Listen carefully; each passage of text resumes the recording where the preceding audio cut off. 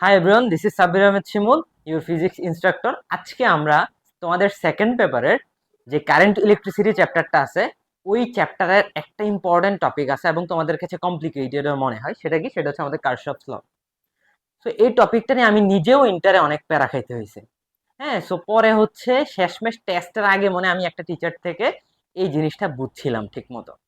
এরপরেও দেখলাম কিছু সার্কিট সলভ করার ক্ষেত্রে ইকুয়েশন টিকুয়েশন নিয়ে প্রবলেম হয়। সো আজকে চলো আমরা কারশফস ল নিয়ে যাবতীয় যত প্রবলেম আসবে, ওই সবগুলো প্রবলেম যাতে আমরা সলভ করতে পারি, ওইভাবে হচ্ছে আমরা কাজ করব। চলো,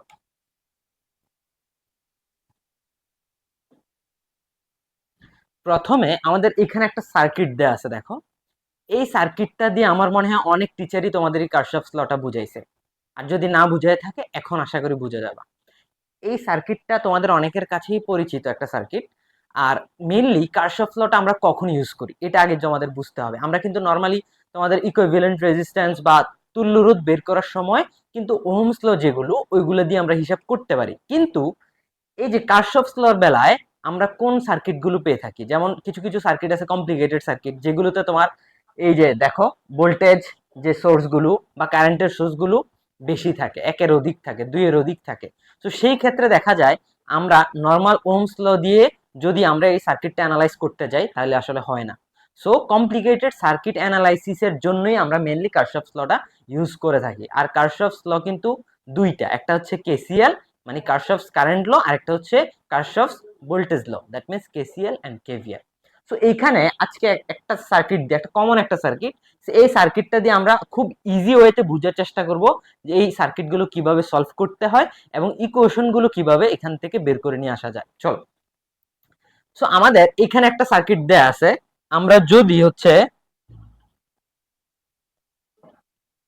দেখো, আমাদের প্রথমে আমি কিন্তু কয়েকটা স্টেপ লিখে রাখছি তোমাদের জন্য।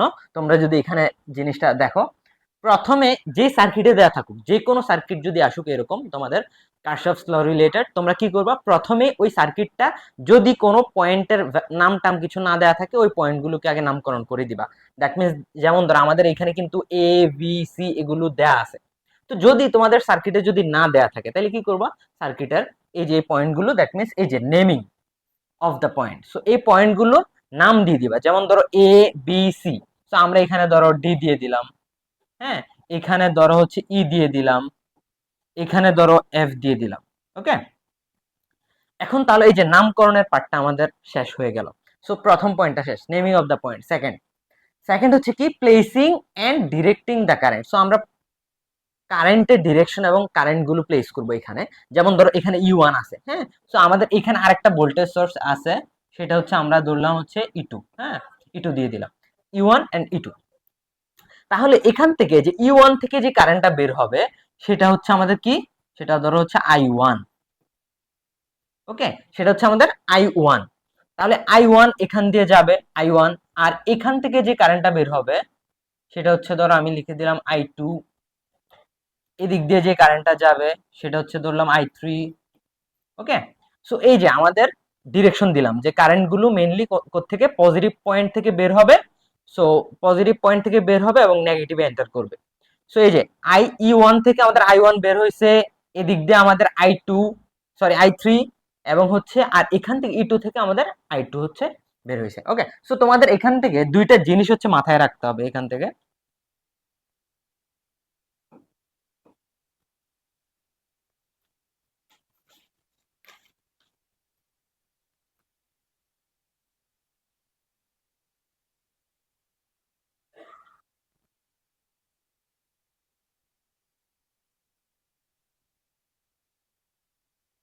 দুইটা জিনিস তোমাদের এখান থেকে মনে রাখতে হবে। কি কি জিনিস?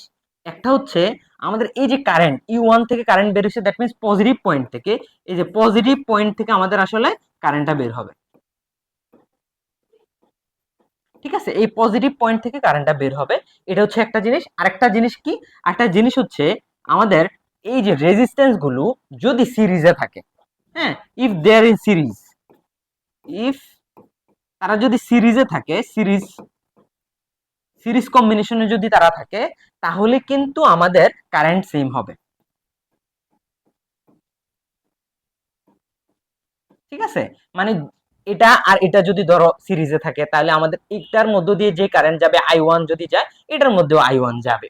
ওকে, সো এই দুইটা জিনিস তোমাদের মনে রাখতে হবে। আরেকটা ইম্পর্টেন্ট জিনিস কি, ধরো তুমি সবকিছু হিসাব করার পর তোমার যে কারেন্টটা বের হইলো ওই কারেন্টের ভ্যালু আসলে তোমার নেগেটিভ, তার মানে তুমি যে ডিরেকশন গুলো দিছো বা বসাইছো ওই ডিরেকশনটা আসলে উল্টা হবে। তুমি যেটা দিছো সেই ডিরেকশন এমন না যে ভুল, সেটা ঠিক আছে, কিন্তু আমরা যখন আলটিমেটলি লাস্টে কারেন্ট বের করব, যদি দেখো কারেন্টের ভ্যালু মাইনাস আসছে, কারেন্টের ভ্যালু মাইনাস আসতে পারেই না। সো কারেন্টের ভ্যালু মাইনাস আসছে মিন্স হচ্ছে তোমার কি, তোমার ডিরেকশন গুলো তোমার একটু চেঞ্জ করে দিতে হবে। ঠিক আছে, সো আমাদের 2 নাম্বার পয়েন্টটা গেল, 2 নাম্বার পয়েন্টটা চলে গেল। Third, taking the loop as you can, তুমি তোমার নিজের ইচ্ছা মতো হচ্ছে লুপ নিতে পারবা।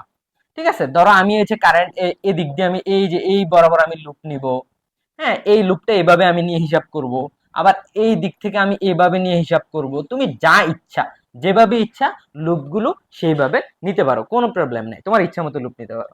দেন হচ্ছে প্লেসিং দ্য, সো 3 গেল আমাদের, placing the sign of the resistance, placing the sign, so 4 হচ্ছে আমাদের কি, placing the sign of resistor. এই যে আমাদের কয়েকটা রেজিস্টর আছে, এখানে R1, এখানে R2, তারপরে এখানে R3, সো আমি এখানে R4 দিয়ে দিই, এটা হচ্ছে আমাদের R4, এটা হচ্ছে আমাদের R5। ওকে, তাহলে দেখো এই যে রেজিস্টর গুলোর কি দিয়ে দিলাম আমরা, প্রথমে তো এগুলো আমরা R1 R2 R3 R4 এগুলো দিতে হবে, দেন এগুলোর সাইন দিতে হবে। সাইন কিভাবে, ধরো এই যে দিক দিয়ে প্লাস থেকে কারেন্ট বের হয়েছে, এটা প্লাস এটা মাইনাস, সো আবার এটা প্লাস এটা আমাদের মাইনাস, এটা আমাদের প্লাস এটা মাইনাস, তারপর এই দিক দিয়ে কারেন্ট বের হয়েছে, সো আমাদের কারেন্ট এদিক দিয়ে কারেন্ট বের হয়েছে যদি, তাহলে এটা আমাদের প্লাস হবে নট মাইনাস, এটা প্লাস আর এটা হচ্ছে আমাদের মাইনাস হবে। হ্যাঁ, এটা মনে রাখবা, এটা হচ্ছে আমাদের মাইনাস হবে, এই যে এই সাইনটা এটা মাইনাস আর এই যে এই সাইনটা হচ্ছে প্লাস হবে। ওকে, তাহলে এটা এটা কি হবে, কারেন্ট যেহেতু এদিক দিয়ে আসছে সো এটা হচ্ছে আমাদের প্লাস, এটা হচ্ছে আমাদের মাইনাস। তাইলে এই যে আমরা placing the sign of the resistor, so আমাদের রেজিস্টর গুলোর সাইন আমরা দিয়ে দিছি। ওকে, লাস্ট এবং ফিফথ যেই কাজটা করতে হবে সেটা হচ্ছে কি করতে হবে, taking voltage from resistor second sign. আমাদের রেজিস্টরের যে সেকেন্ড সাইনটা আছে, দ্যাট মিনস এদিক দিয়ে যদি আমরা এই লুপ, ধরো এই লুপটা নিলাম আমি, তাহলে এই লুপটা যদি নেই, প্রথমে আমাদের রেজিস্ট্যান্স হিসাব করতে হলে যে R1 আসে, তাহলে R1 এর সেকেন্ড সাইন হচ্ছে মাইনাস, তো তোমাদের মাইনাস দিয়ে শুরু করতে হবে। আবার মাইনাস দিয়ে এখানে আসবে, এখানেও সেকেন্ড সাইন মাইনাস, ও মাইনাস দিয়ে শুরু করতে হবে। এইভাবে হচ্ছে প্রত্যেকটা সেকেন্ড সাইন নিয়ে আমাদের হিসাব করব বা আমরা এই কোয়েশনটা লিখবো। ওকে, আমি আবার 5টা পয়েন্ট একটু সামারি করি তোমাদের জন্য। প্রথম পয়েন্টটা হচ্ছে কি, আমাদের যদি এ বি সি এরকম পয়েন্টগুলোর নাম না দেওয়া থাকে, নামগুলো আমরা বসাবো। সেকেন্ড, আমরা হচ্ছে ডিরেকশন দিব, placing and directing the current. এই যে I1, E1 থেকে I1 কারেন্ট হবে, E2 থেকে I2 কারেন্ট হবে, যদি অন্য কোনো পাথ বা অন্য কোনো রাস্তা থেকে ওইখানে আমরা ওই কারেন্টগুলো বসাই দিব। অ্যান্ড দেন এগুলো ডিরেকশন, যে কোনটা কোন দিকে যাচ্ছে, কোন দিক থেকে কোনটা আসতেছে, এটা ডিরেকশনটা আমরা দিয়ে দিব। তো এটার জন্য দুইটা কথা মনে রাখতে হবে, যে কারেন্ট সবসময় পজিটিভ থেকে বের হবে এবং মাইনাসে হচ্ছে এন্টার করবে। সেকেন্ডটা কি, যদি এই রেজিস্টর গুলো যদি সিরিজে কানেক্ট করা থাকে, রেজিস্টর গুলো যদি সিরিজে কানেক্ট করা থাকে তাহলে তাদের মধ্যে সেম কারেন্ট যাবে। দেখো এখানে এই যে আমি এই R1 এর মধ্যে আমাদের I1 কারেন্ট যাচ্ছে R1 এর মধ্যে দিয়ে, তাহলে এখান দিয়ে আমাদের কারেন্ট কিন্তু যাচ্ছে I3, দ্যাট মিনস এই দুইটা কিন্তু সিরিজে নাই। ওকে, সো সিরিজে যদি থাকে তখন তোমাদের কারেন্ট গুলো সেম হবে, এটা মাথায় রাখতে হবে। দেন কি, আমরা লুপ নিব আমাদের নিজের ইচ্ছা মতো, আমি এন্টি ক্লকওয়াইজ ক্লকওয়াইজ যেভাবে ইচ্ছা আমি এইভাবে লুপ নিতে পারি, এখানে কোনো প্রবলেম নাই। হয়তো এক একজনের ইকুয়েশন এক এক রকম আসবে, তার মানে এই না যে তোমার ম্যাথ আসলে হয় না বা অ্যান্সার আসলে ভুল আসবে, অ্যান্সার সেমই আসবে।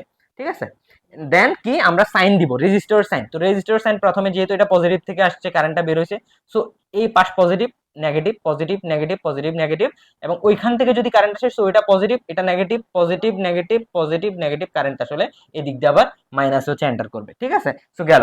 And then last, taking voltage from the resistor. আমরা ওই যে এই যে ইকুয়েশনটা যখন লিখতে যাব, এই 5 নাম্বার পয়েন্টটা হয়তো তোমরা এখন বুঝতেছো না, আমি যখন ইকুয়েশনটা লিখবো তখন বুঝে যাবা। 5 নাম্বার জিনিসটা হচ্ছে কি, টেকিং ভোল্টেজ। সো আমরা যদি ভোল্টেজ নেই, ভোল্টেজ মিন্স কি, V equal to IR, right?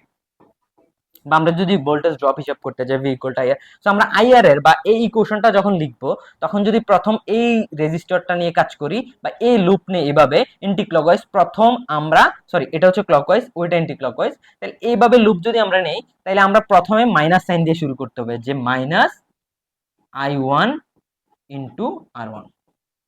ঠিক আছে, সো এইভাবে হচ্ছে আমরা ইকুয়েশন গুলো লিখতে পারবো। এখন কথা হচ্ছে, এই যে কারশফস যে লটা বা কারশফস যে ল এর মাধ্যমে আমরা যে সার্কিট গুলো সলভ করি, আমরা আসলে কেন করি? আমরা আসলে ভোল্টেজ রিলেটেড কোনো প্রবলেম বা সার্কিটটা, মেইন কথা হচ্ছে সার্কিটটা অ্যানালাইজ করব। আমরা যদি কোনো ভোল্টেজ ড্রপ বের করতে বলে ওইটা আমরা বের করব। আরো অনেক কাজ আছে আমরা এটা দিয়ে করতে পারি আর কি। মেইনলি আমরা প্রথমে সার্কিট অ্যানালাইসিসের জন্য এই কাজটা করি। আর কোশ্চেনে তোমার পরীক্ষায় হয়তো কি আসবে যে ওই পার্টের বা এই ইন্ডিভিজুয়াল একটা পার্টের আমাদের বলে দিবে ওই পার্টের তোমার রেজিস্ট্যান্স বের করো বা ভোল্টেজ ড্রপ বের করো, তাহলে আমরা এই ফর্মুলা বা এই ইকুয়েশন গুলো দিয়ে আমরা বের করে ফেলতে পারবো। ওকে, সো চলো আমরা আসলে ইকুয়েশন গুলো কিভাবে লিখতে হবে বা লুপ ওয়াইজ, আমরা যদি আলাদা আলাদা লুপ নেই, লুপ ওয়াইজ আমরা ইকুয়েশন গুলো কিভাবে লিখবো একটু দেখে আসি। চলো দেখো, আমরা এখন ধরো ইচ্ছা মতো আমরা একটা লুপ নিলাম, হ্যাঁ, ইচ্ছা মতো আমরা এই জায়গায় একটা লুপ নিলাম, ধরো এটা এন্টি ক্লকওয়াইজ নিলাম, হ্যাঁ, এটা এন্টি ক্লকওয়াইজ নিলাম। সো এটার জন্য যদি আমাদের ইকুয়েশন গুলো লিখতে হয়, ধরো কি A B E F, A B E F A, এই যে প্রথম আমরা এই লুপটা নিয়ে কাজ করব।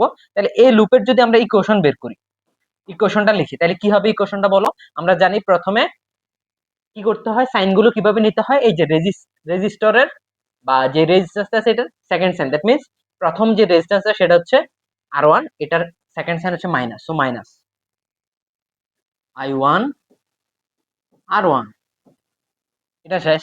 এখানে আসো, সেকেন্ড সাইন মাইনাস I3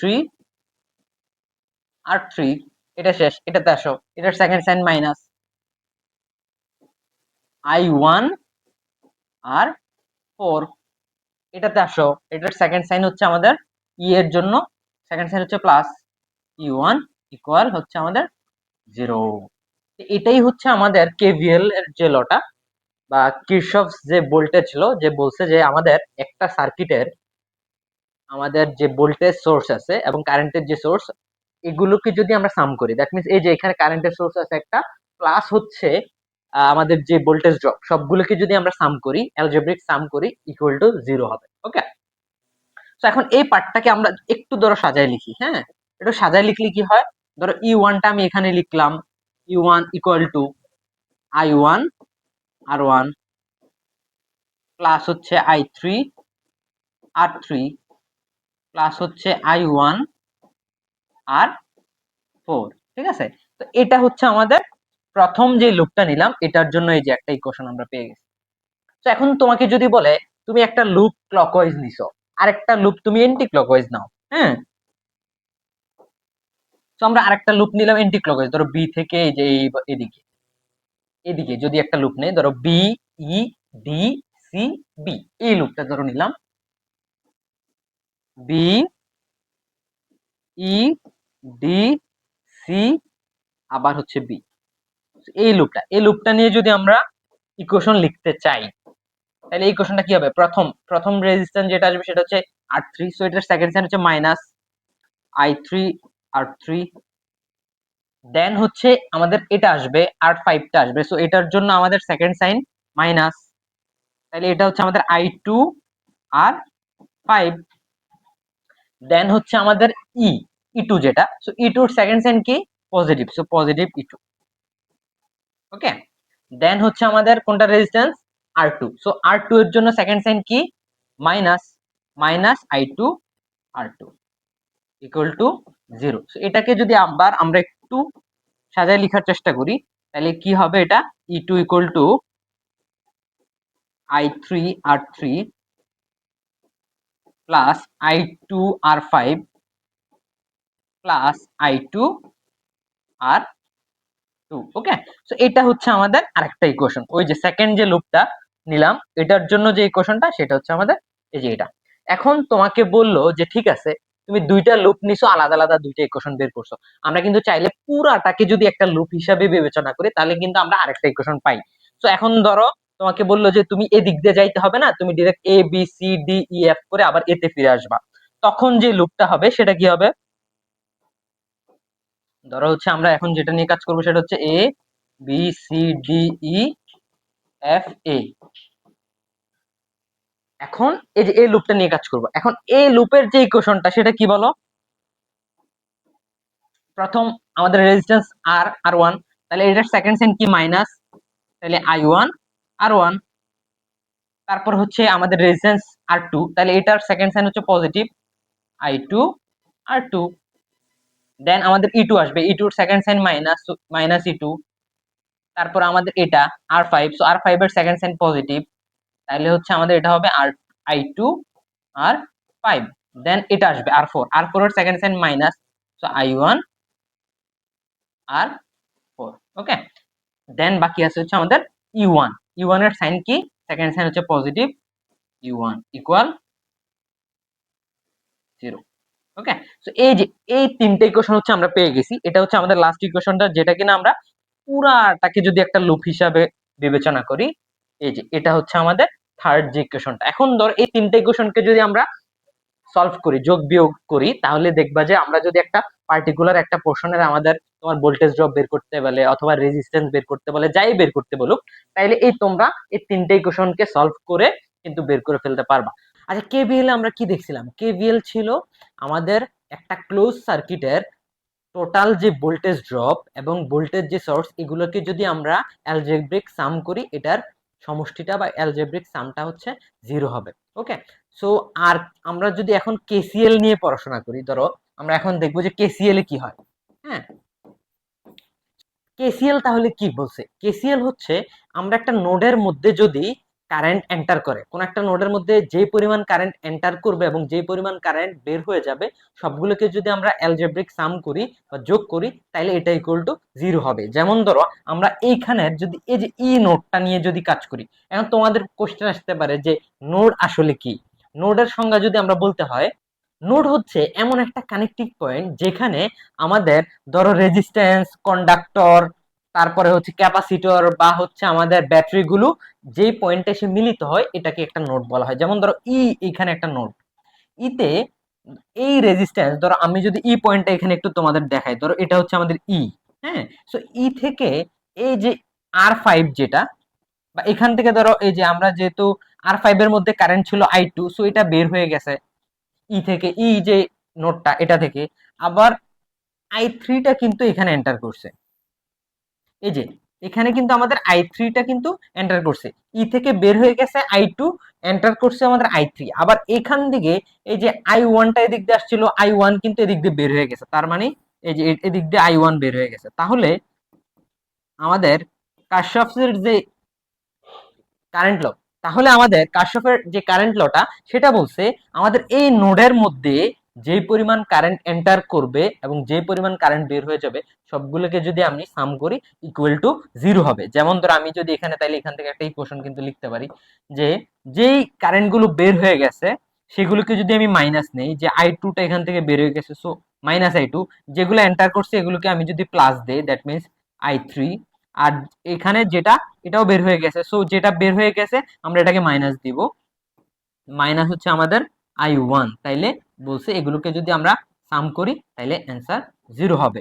ঠিক আছে, তাইলে আমরা একটু সাজাই এটাকে লিখতে পারি না, যে I three equal two I one plus হচ্ছে আই টু, যেটা কিনা আমাদের অ্যাকচুয়ালি ট্রু। এই যে আই থ্রিটা যেটা আসছে, এটা কিন্তু আমাদের এই যে আই ওয়ান এবং আই টু এর যে সামটা, সেটা কিন্তু আমাদের আই থ্রি। ওকে, বুঝতে পারছো তোমরা কি বলছি আমি? তাহলে